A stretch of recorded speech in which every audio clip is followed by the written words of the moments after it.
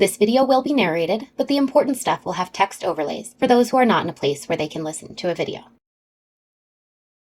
The smoke that comes off while soldering is not typically considered dangerous, but the solder itself certainly can be. Do not eat anything while soldering, and wash your hands when you are done to help prevent ingesting lead. Soldering irons are also hot. Try not to touch them or drop them in your lap. It is also advisable to never hand a hot iron directly to somebody. It is better to place the iron back in the stand and have the other person pick it up from there.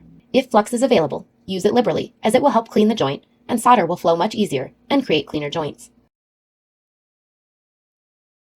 The area marked practice is non-functional to the circuit. Your first solder attempts should be made here. To clean, simply wipe the tip off with a moistened sponge, or stab at the brass pad a few times.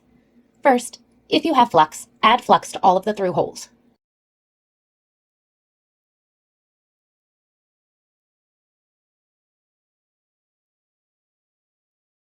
Remove a THT resistor and bend it like shown. Insert the resistor and spread the legs a small amount to keep the component from falling out.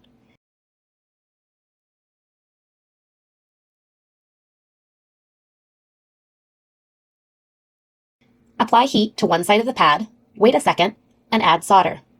Remember this for all of your joints. Heat, solder, solder, heat. Add heat, add solder. Remove solder, remove heat.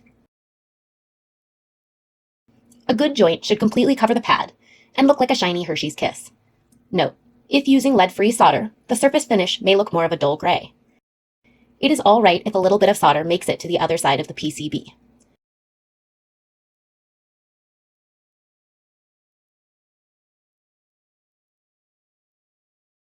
Cut the legs off and start on the next resistor. As soon as you are comfortable, go ahead and do an entire row at a time.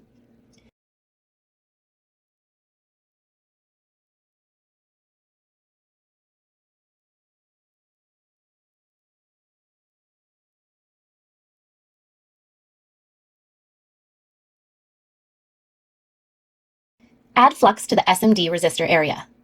For SMD soldering, add a small amount of solder to one pad. Using a set of tweezers or a fingernail, hold the component in place while you reheat the first pad. Note, be careful, as this is not going to be a strong joint yet. Add solder to the other side of the component.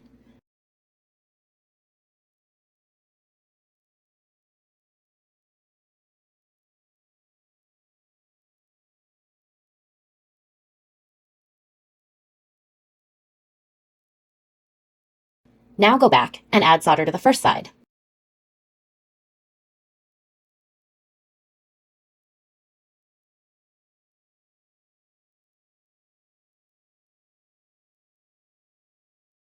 Now, the LEDs can be a bit tricky.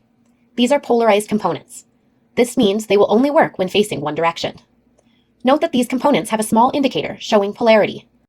Solder these LEDs the same way you soldered the resistors.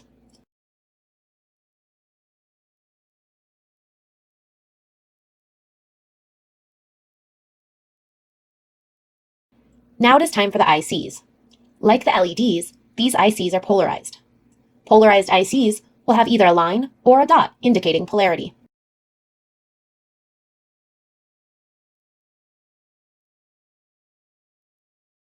Place a small amount of solder on one corner pad.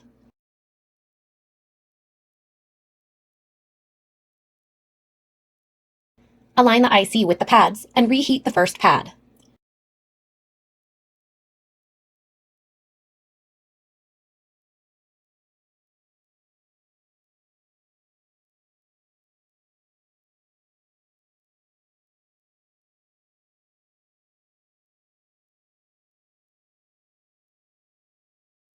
Realign the IC if needed, and solder the opposite corner.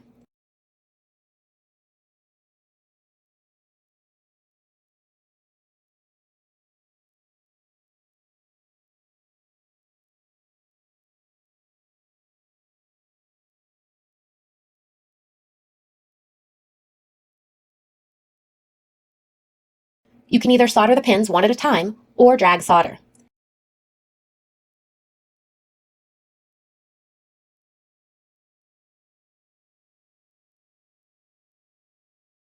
If you have a solder bridge, a blob of solder connecting multiple pins, try dragging off solder with your iron and wiping it on the sponge, or use solder wick. A note on solder wick: use flux before using the wick. Also, keep plenty of distance between your fingers and where the wick touches the copper, as the heat will travel up the wick quickly.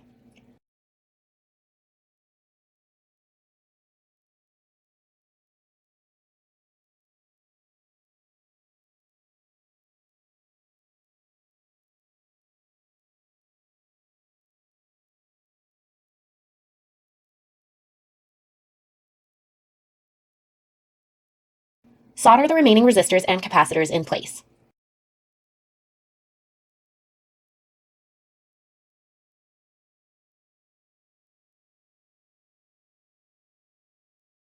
Test the badge by holding the batteries in place with the battery holders. Note that the textured side of the battery should be touching the board.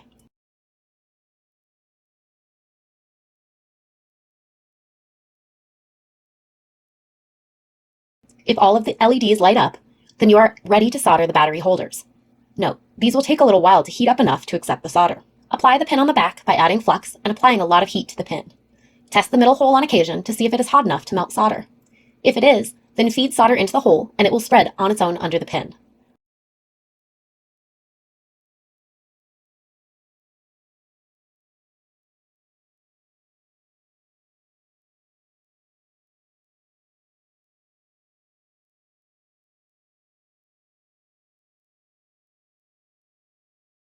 This badge was created by Casey.